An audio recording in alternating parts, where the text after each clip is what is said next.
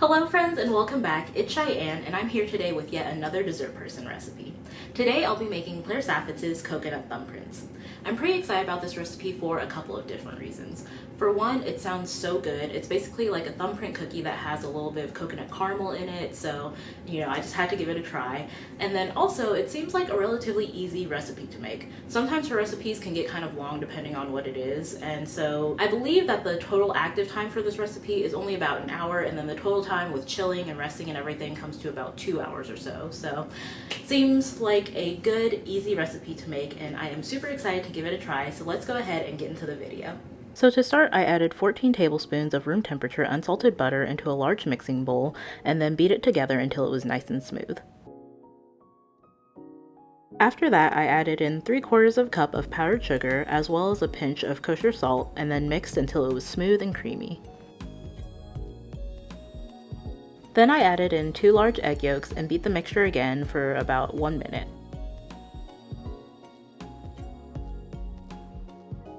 Finally, I added in 1½ cups of all-purpose flour, as well as 2 cups of unsweetened, finely shredded dried coconut. Then I mixed the batter again until it formed a nice solid dough.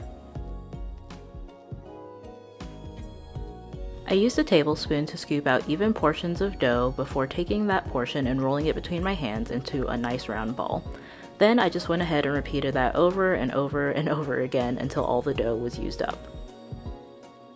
Here you can see that I went ahead and just used my thumb in order to create that classic thumbprint shape, and then I took it between my hands and just kind of tried to form it together. The dough did try to fall apart a little bit, but as long as you squeeze it back together it should be fine. And then I tried to squeeze that out to about 1 inch in diameter. And then again I did go ahead and just repeat this with all of the cookies. So there is the finished product, and I went ahead and just popped these into the fridge to let them chill for about 15 to 20 minutes. And then after they were done chilling, I went ahead and separated them out onto 2 different sheets just so that they wouldn't touch each other when they cooked in the oven.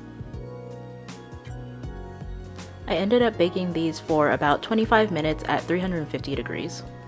To make the caramel, I added 1/2 cup of granulated sugar, 2 tablespoons of light corn syrup, and 3 tablespoons of water into the saucepan.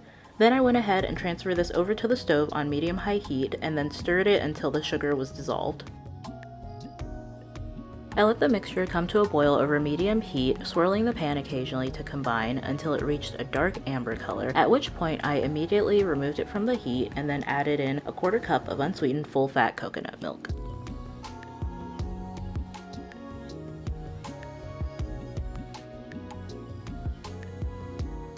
Once the coconut milk was well incorporated, I added in 2 tablespoons of coconut oil as well as 1/2 teaspoon of kosher salt and continued to mix until it was well combined. In order to get the caramel to set faster, I went ahead and stirred it over an ice bath, and this helped cool it down much more rapidly and get to that nice thick texture. To finish off the cookies, I simply scooped a spoonful of caramel into the divots of each cookie, and then I let them sit for about 10 minutes or so until the caramel was fully set. Alright, hello friends. Daniel is joining me. It's been a while, but he's back. He's tall, so he's, a couple steps behind me. But anyway, we are going to try these cookies now, so. That's what they look like. Daniel's just going right in. I'm small. Oh, my bad. It's not focusing, but there you go.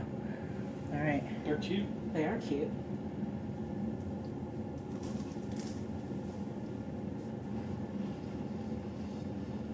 Oh, they're very crumbly. Mm-hmm. They were good. They're like 90% coconut. They're not a bed cookie at all. No. They're really good though. Mm-hmm. I would say the cookie is a little bit bland. Yeah, that's why the caramel's there, so. Yeah. There's so much like coconut flakes in the cookie too, so it makes it look really crispy. Yeah, no, these are awesome. Definitely recommend, give them a try. Super easy to make and they taste great, so. Thank you guys for watching. I'll talk to you next time. Bye!